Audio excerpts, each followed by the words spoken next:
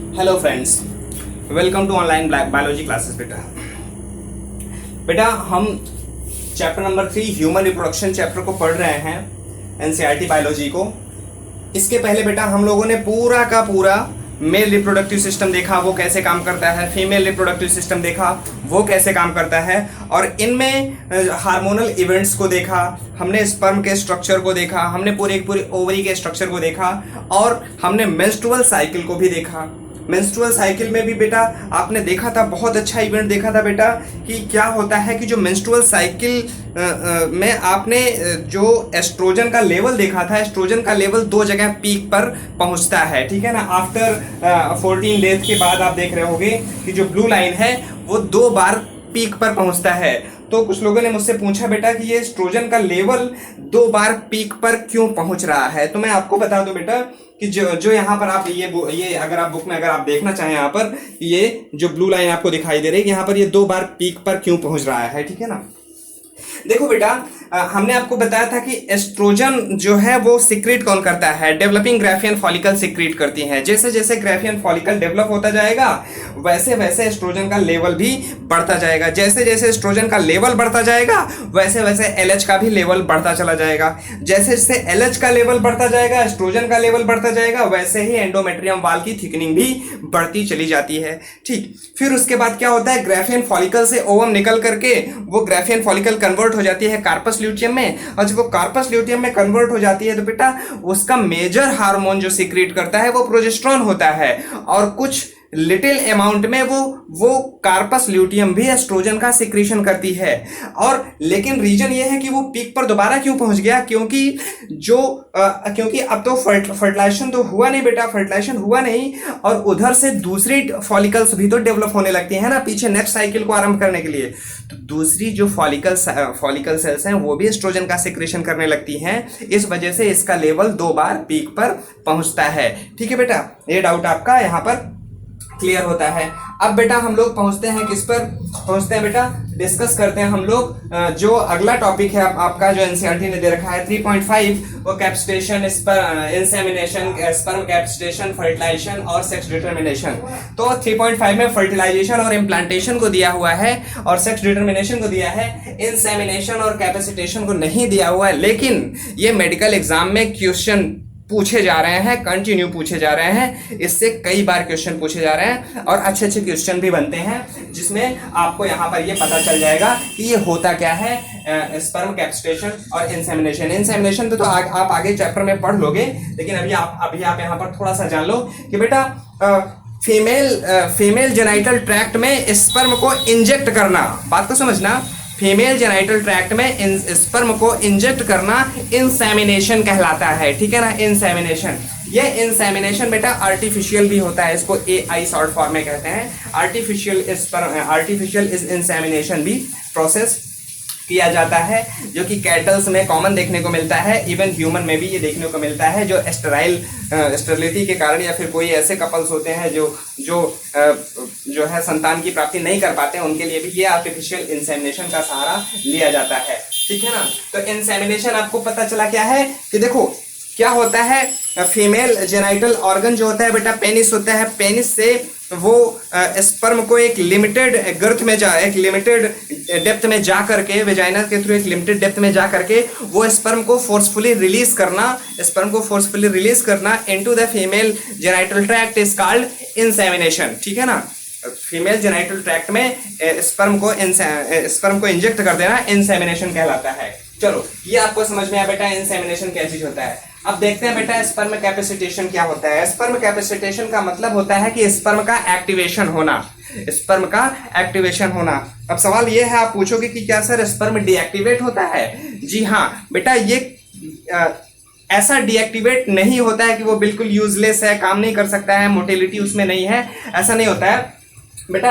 आप समझिए कि जो आपका स्पर्म होता है, ठीक है ना, ये आपका स्पर्म, अगर मैं रफली एक डायग्राम बनाना चाहूं तो यहाँ पर ये उसका मिडिल पीस हो गया, उसकी टेल हो गई, ठीक है ना। ये है एक्ट्रोसोम हो गया, ये उसका न्यूक्लियर हेड रीजन हो गया, ठीक है ना, ये मिडिल पीस और ये उसका टेल, ठीक है। तो जो बेटा प्रोस्टेट से कुछ ग्लाइकोप्रोटीन का सिक्रीशन होता है, प्रोस्टेट ग्लैंड से कुछ ग्लाइकोप्रोटीन का सिक्रेशन होता है, वो ग्लाइकोप्रोटीन इस स्पर्म के ऊपर आकर के ऐसे कोटिंग कर लेती हैं, ठीक है ना, इस स्पर्म के ऊपर आकर के ऐसे कोटिंग कर लेती हैं। इसकी कोटिंग करने के कारण जैसे मैंने बताया है क्या है, ये ग्लाइकोप्रोटीन्स है, ठीक है ना बेटा, ग्लाइकोप्रोटीन्स है।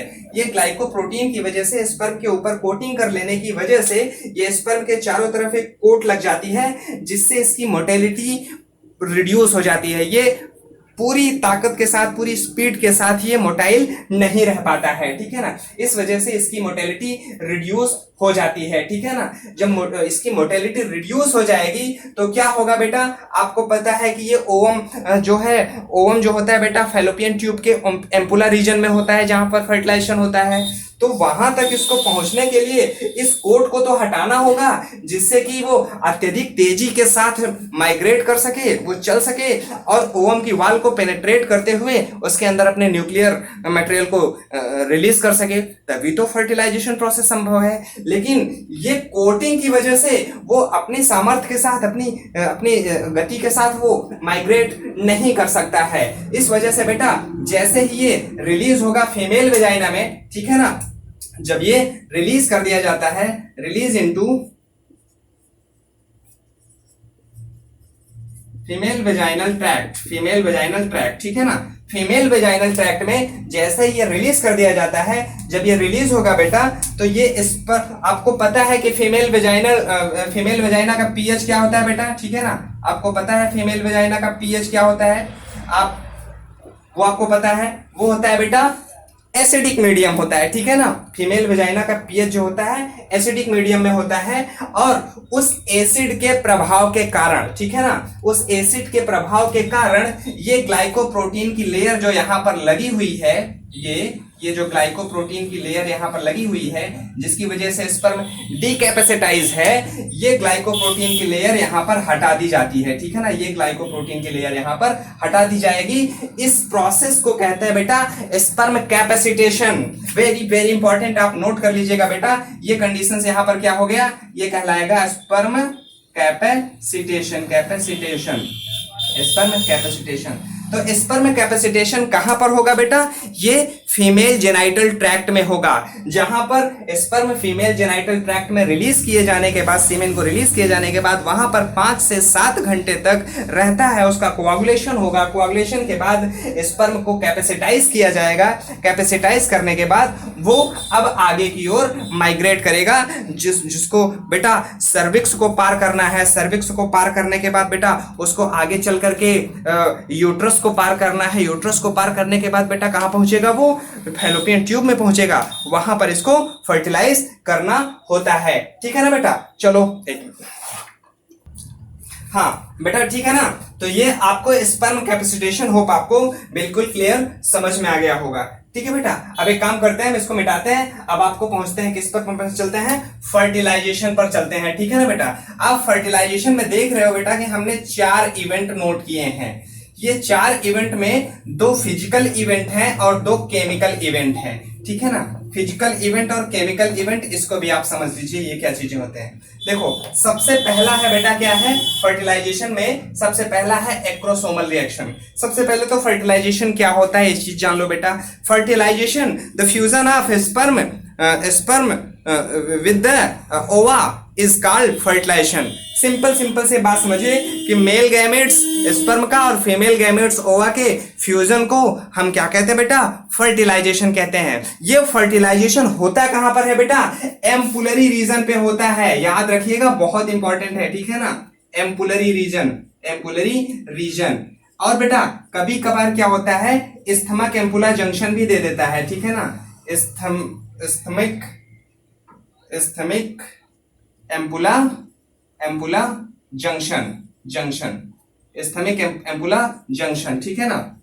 अब ये मत पूछिएगा कि दोनों दे देगा तो क्या लगाएंगे, ठीक है ना। पहले जो दोनों देगा नहीं और दोनों देगा तो फिर दोनों लगा देना आप, ठीक है ना बेटा। चलो तो एम्पुलरी रीजन में होता है फैलोपियन ट्यूब के, या फिर स्थमिक एम्पुला जंक्शन, ये भी दे सकते हैं आपको पूरा, ठीक। चलो अब आगे बढ़ते हैं हम लोग किस पे, ये सबसे पहले देखते हैं एक्रोसोमल रिएक्शन पर, ठीक है ना। एक्रोसोमल रिएक्शन, ये एक्रोसोमल रिएक्शन क्या है, देखो बेटा आपको पता है कि जो ओवम होता है ओवम की वाल जो होती है वो, उसकी वाल को हम बेटा जोना पेलुसिडा कहते हैं, ठीक है ना, उसकी वाल को हम जोना पेलुसिडा कहते हैं। ये उसका बेटा प्लाज्मा मेम्ब्रेन हो गया, ठीक है ना, ये क्या है, प्लाज्मा मेम्ब्रेन है। उसके बाहर बेटा वही जो फॉलिकल सेल्स होती है, वो फॉलिकल सेल्स, यहां पर उस फॉलिकल सेल्स को क्या कह रहे हैं बेटा, हम कोरोना रेडिएटा कहते हैं, ठीक है ना, कोरोना रेडिएटा।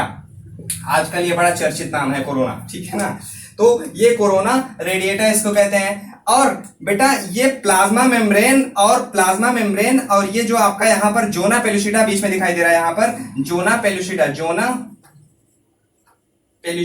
इस जोना पेलुसिडा के बीच में एक गैप होता है, इसको प्रीविटलाइन गैप कहते हैं, प्रीविटलाइन गैप कहते हैं, प्रीविटलाइन गैप या स्पेस, प्रीविटलाइन स्पेस लिखा है किताब में, तो आप स्पेस लिखिएगा, प्रीविटलाइन स्पेस, ठीक है ना। इसमें होता क्या है बेटा, सबसे पहले समझिए।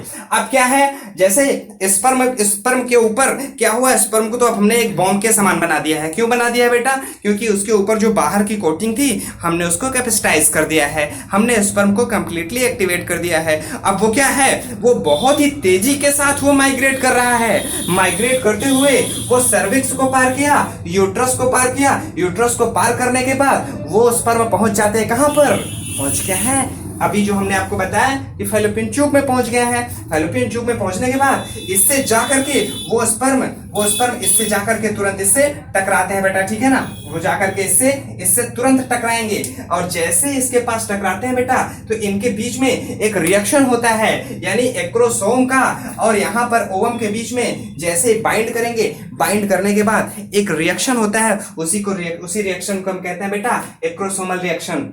ये क्रोमोसोमल रिएक्शन में होता क्या है बेटा, ऐसे सिंपल सा समझ लीजिए कि आपको पता है कि स्पर्म के एक्रोसोम वाले पार्ट में कुछ हाइड्रोलिटिक एंजाइम मौजूद होते हैं बेटा, ठीक है ना। वो हाइड्रोलिटिक एंजाइम वो क्या क्या होते हैं बेटा, आपको बताया हाइलोरोडाइनेज एंजाइम होते हैं। ये एंजाइम प्रेजेंट होते हैं बेटा, ये क्या करते हैं, ये इनको हम लाइजिंग एंजाइम कहते हैं बेटा, ठीक है ना, लाइसिन या फिर लाइजिंग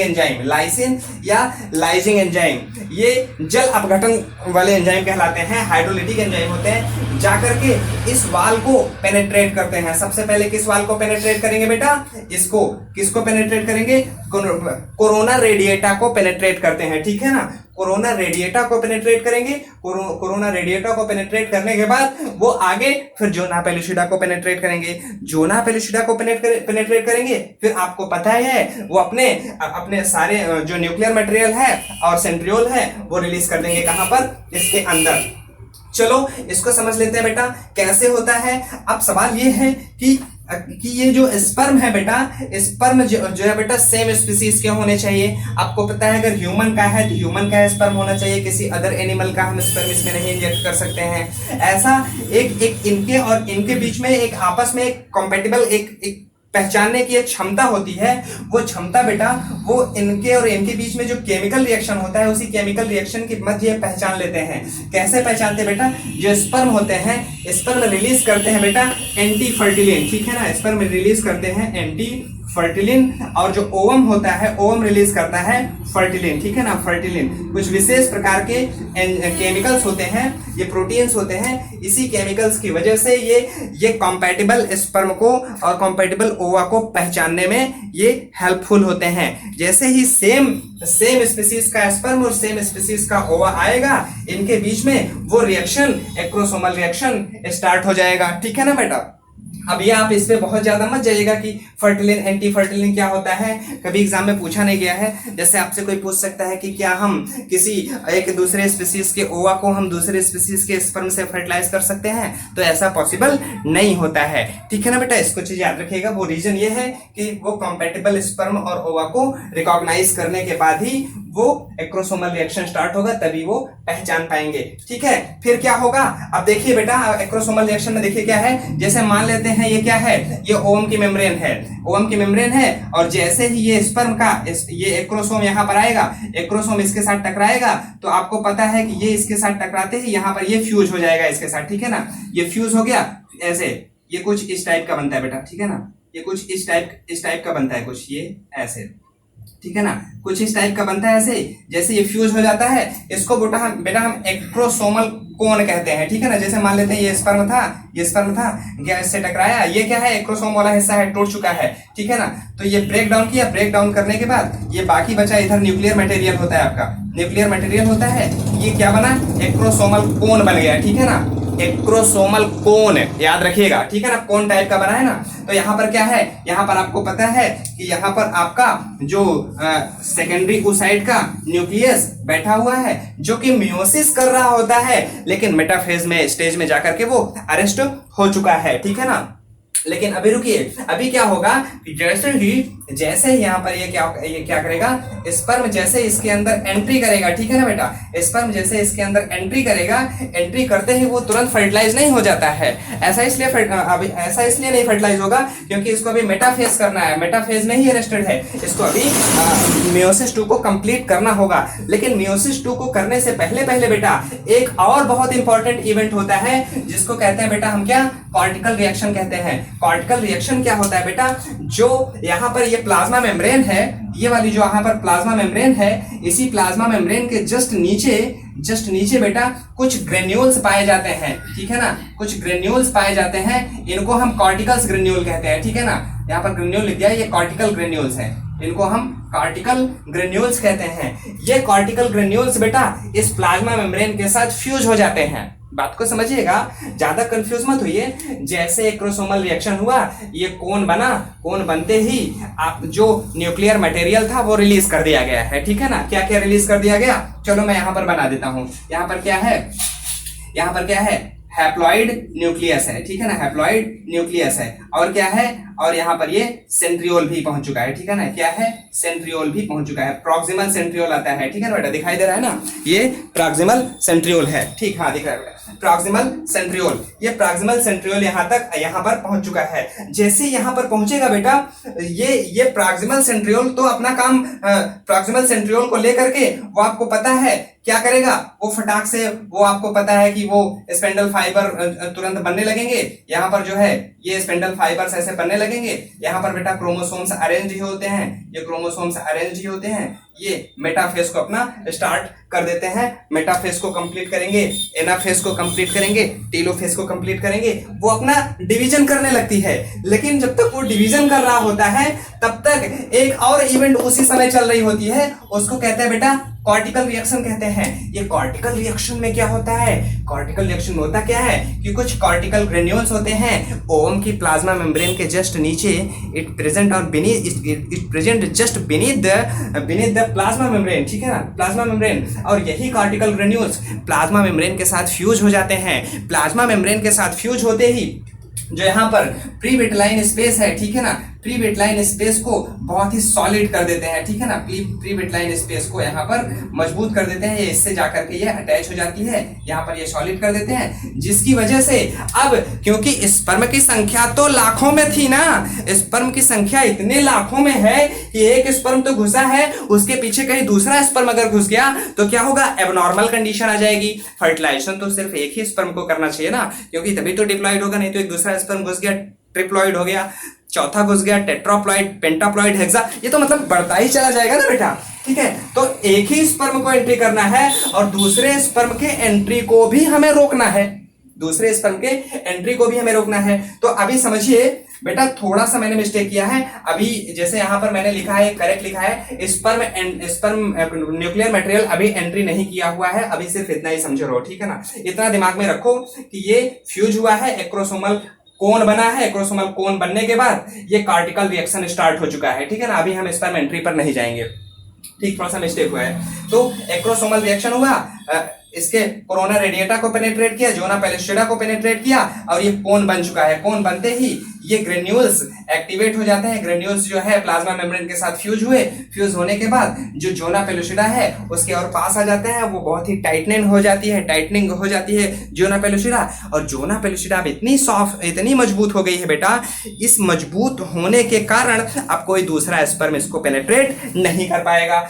जैसे ही प्लाज्मा मेम्ब्रेन के साथ ये ग्रेन्यूल्स फ्यूज फ्यूज होते हैं, प्लाज्मा मेम्ब्रेन में एक घटना और घटित होती है। आप इस प्लाज्मा मेम्ब्रेन के अंदर एक आयनिक चेंजेस होता है। वो आयनिक चेंजेस होने के कारण जो मेम्ब्रेन होती है, वो मेम्ब्रेन जो कि पोलराइज्ड कंडीशन में थी, वो अब डीपोलराइज्ड हो जाएगी। डीपोलराइजेशन में आपको पता है कि 2 मैग्नीशियम आयन अंदर, 2 सोडियम आयन 3 सोडियम आयन अंदर और 2 सोडियम आयन बाहर, ठीक है ना। ये घटना होती है नर्वस सिस्टम में, हमने आपको पढ़ाया था बेटा, आप उसको रिकॉल कर लीजिएगा, मुझे भी पूरी तरीके से याद नहीं है, ठीक है ना। तो ये मेम्ब्रेन जो है, जो प्लाज्मा मेम्ब्रेन है, ये डीपोलराइज्ड हो जाएगी। तो 2 घटना घटित हो गई। क्या हुआ? एक तो ग्रेन्यूल्स प्लाज्मा मेम्ब्रेन के साथ फ्यूज हुए, फ्यूज होने के बाद मेम्ब्रेन भी डीपोलराइज्ड हो गई।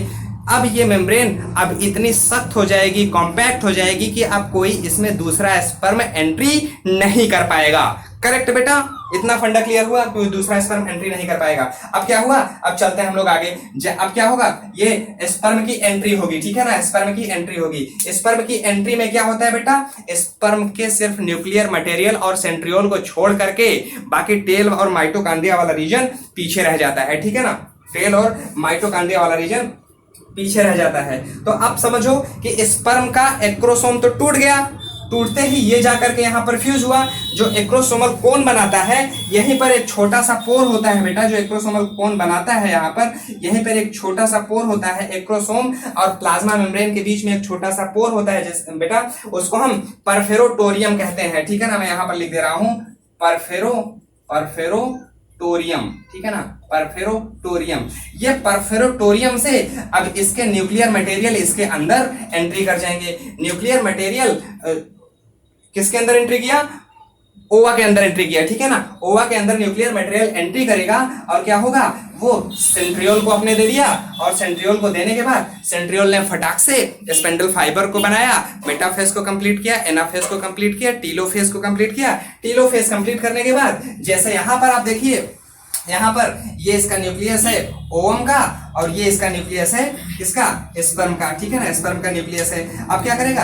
और ये तुरंत डिवाइड करेगा। आपको पता है कि ये अभी डिवीजन नहीं किया, अभी मेटाफेज में अटका हुआ है, ये डिवीजन किया। आपको पता है एक छोटा सा टिनी पोलर बॉडी बनाता है, जो सेकंड पोलर बॉडी बनता है, और यहाँ पर ये न्यूक्लियस बन गया, ठीक है ना, ये न्यूक्लियस बना। अब क्या हुआ?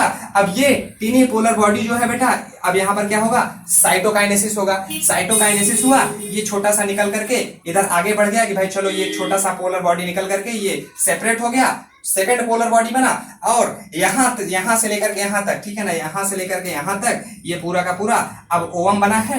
ओवम बनने के बाद क्या होगा बेटा? ये न्यूक्लियस दोनों फ्यूज हो जाएंगे। फ्यूज होने के बाद यहां पर ये डिप्लॉयड न्यूक्लियस पुनः बना लेंगे, ठीक है ना बेटा, पुनः बना लिया।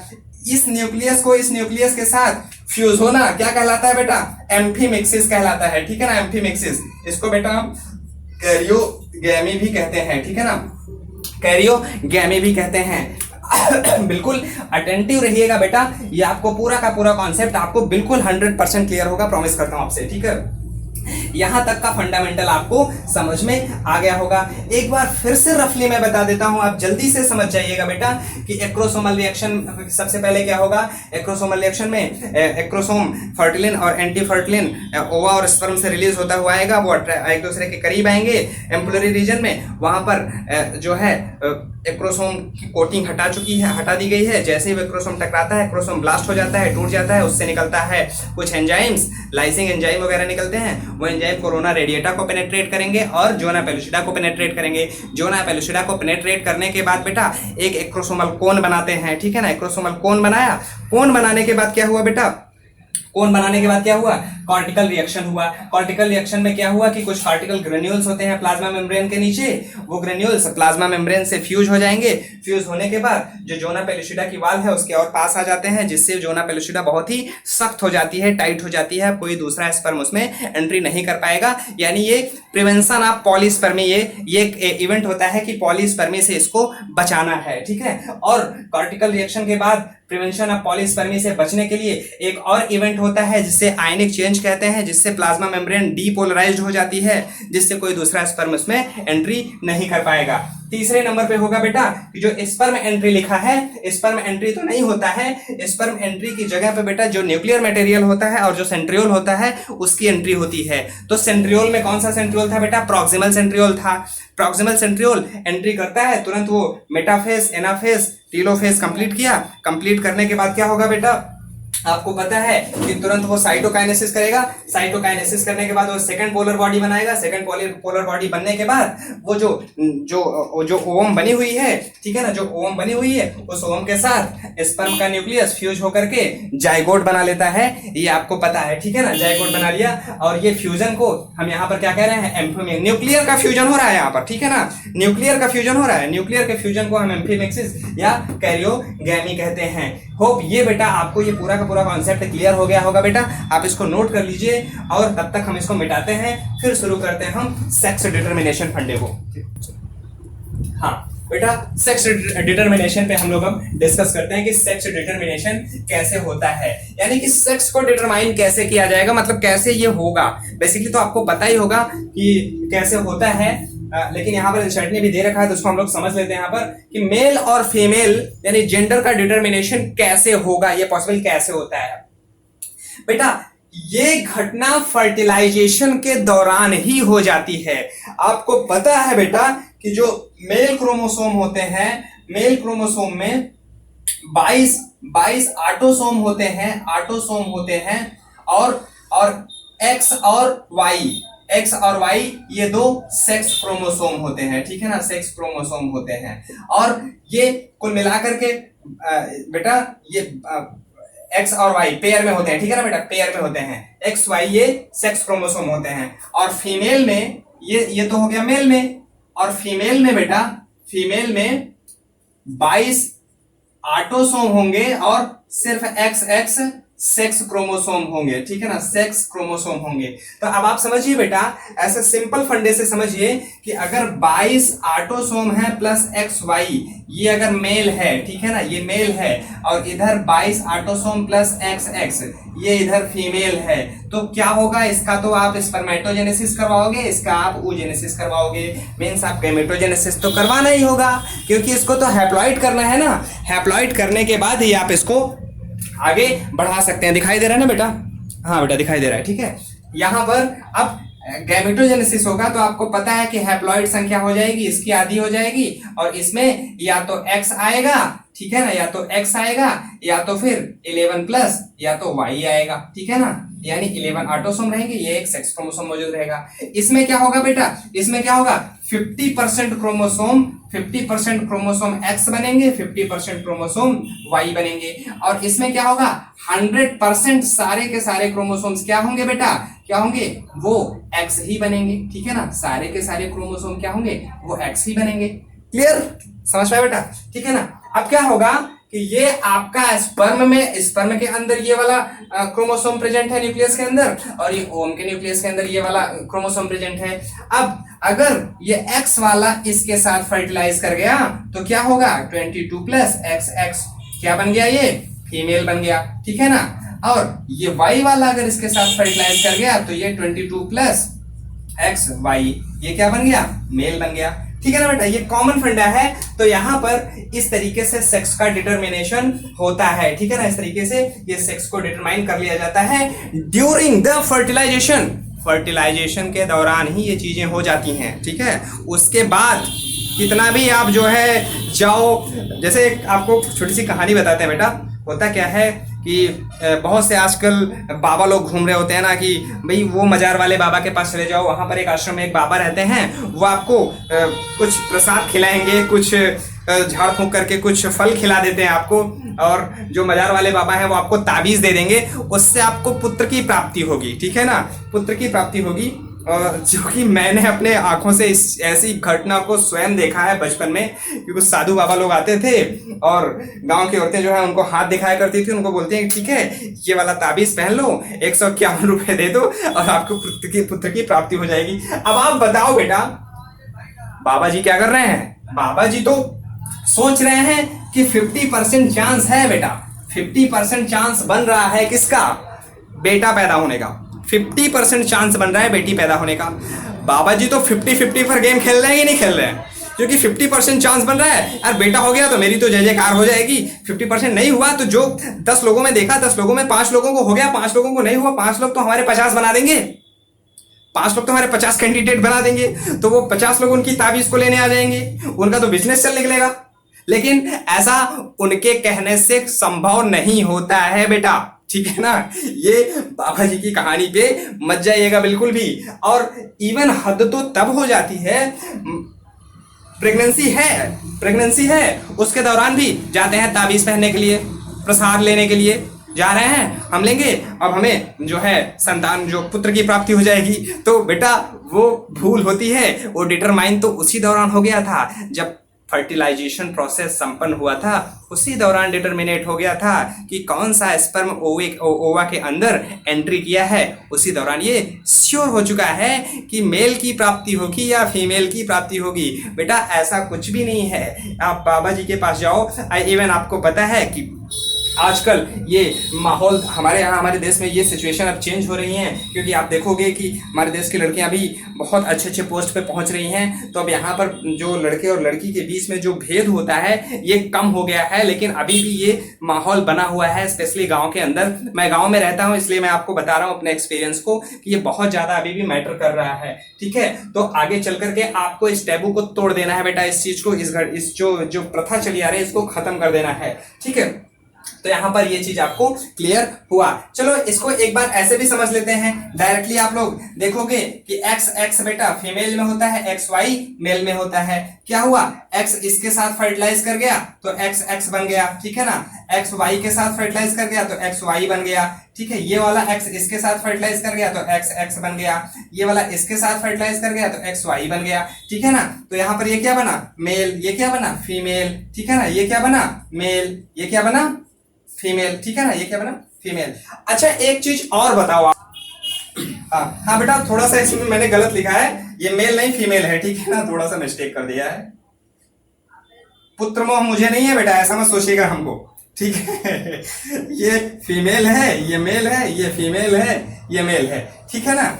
अब यहां पर ये आपको पता है कि 50% चांस बन रहे हैं फीमेल का, ठीक है ना। ये फीमेल 50% चांस बन रहे हैं, और 50% चांस बन रहे हैं किसके, मेल के, ठीक है ना। 50% चांस बन रहे हैं मेल के। एक और इंपॉर्टेंट इसमें बहुत अच्छी चीज लिखा है कि यहाँ पर लिखा है कि बेटा कि जो sex of the baby is determined by the father और बाय मदर, ठीक है ना। कि जो जैसे होता क्या है गांव में, आप देखते हो ना कि जो सासू माता होती हैं, बहुएं जो होती है घर में, उनको अगर लगातार 2 बेटियां 3 बेटियां हो जाती हैं तो सासू माता जो होती है ना वो बहू को बहुत ज्यादा उल्टा सीधा बोलती रहती है, गाली गलौज देती रहती है। अरे तुम बेटा नहीं पैदा कर रही हो, हमारे घर का वंश कैसे चलेगा, कौन ले जाएगा इतनी बड़ी संपत्ति को।